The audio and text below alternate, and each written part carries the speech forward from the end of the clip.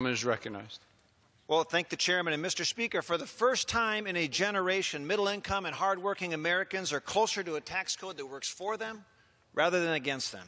It's been 31 long years since we last reformed our broken tax system. And in that time, the tax code has become one of the most complicated, unfair, and uncompetitive in the world.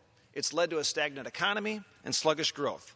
American businesses of all sizes have some of the highest tax rates in the world, sending our jobs, our manufacturing, our research, and our headquarters overseas. And you know, the economic recovery hasn't been all that great since the Great Recession. Not that great for a lot of Americans. Half the population is living paycheck to paycheck.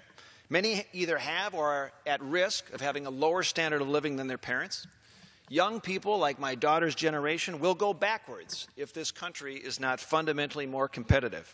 And then seniors and those baby boomers preparing for retirement who have a lifetime of savings are now at risk without a growing economy. And the reforms in this bill today will help real people with tax cuts aimed to help middle-income families that want to save for the future and improve their own standard of living. The bill focuses on helping small businesses, Main Street, Minnesota businesses, with a simpler, clear, and fair tax code that is critical for job creation. It lowers small business rates to 25% and even provides a 9% rate for the smallest Main Street startups. Modernizing the tax code is essential to allowing American businesses of all sizes to compete around the world and bring those jobs home. We need to be able to sell where the customers are, and 95% of the world's customers are outside of the United States. The international reforms in this bill will incentivize businesses to bring their money home to invest in our communities.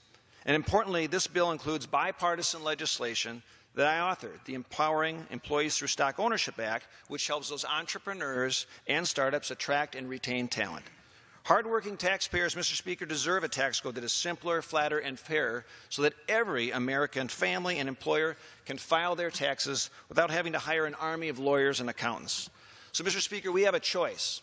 A choice is either truly grow the economy and put ourselves back on the path to real prosperity, or we can continue the actual trend we have right now of weak economic growth which only benefits the few and the privileged, and will do nothing for regular folks when the next economic downturn hits. Tax reform for me is about one thing and one thing only. It's about restoring hope for a prosperous future for ourselves, our parents, and most importantly, our children. I want to thank the chairman for his guiding leadership through this effort.